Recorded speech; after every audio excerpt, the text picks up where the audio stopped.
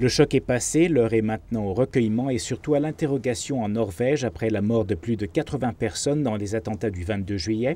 Les victimes, pour la plupart des adolescents participant à un camp de jeunesse du Parti social-démocrate au pouvoir, et froidement abattus au pistolet et à l'arme automatique par l'assassin présumé Anders Behring Breivik, 32 ans, militant chrétien d'extrême droite.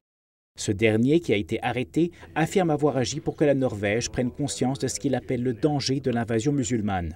Les attentats de Norvège posent la question de l'islamophobie en Occident. Parmi les interrogations du moment, les préjugés anti-musulmans en hausse selon beaucoup de sondages depuis les attentats du 11 septembre 2001 aux États-Unis rendent-ils de tels actes chaque jour plus probables?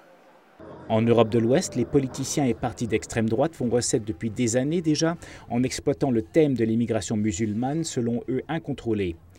Ici, aux États-Unis, et d'après une récente enquête, la majorité des Américains a certes une impression positive des musulmans, mais nettement moins que des chrétiens ou des juifs, et beaucoup d'Américains ainsi que d'Occidentaux dans leur ensemble considèrent les musulmans comme des gens fanatiques et violents.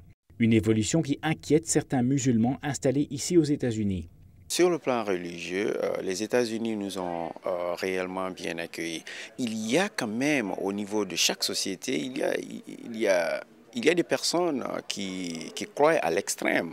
Par ailleurs, les médias et élites politiques jouent-elles un rôle dans l'opinion que peuvent avoir les Américains des musulmans? À noter par exemple l'initiative du député Peter King, dont la commission parlementaire s'est déjà réunie par 3 fois cette année pour parler de ce qu'il appelle la radicalisation de la communauté musulmane, une conclusion que contestent les leaders de cette dernière.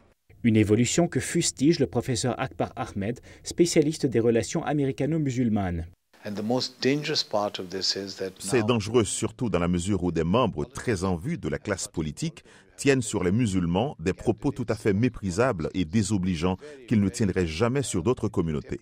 Le professeur Ahmed dit regretter, entre autres, que le président Obama, malgré ses ouvertures vers le monde musulman, n'ait pas encore visité une mosquée américaine depuis son entrée en fonction. Robert Daguillard, La Voix de l'Amérique à Washington.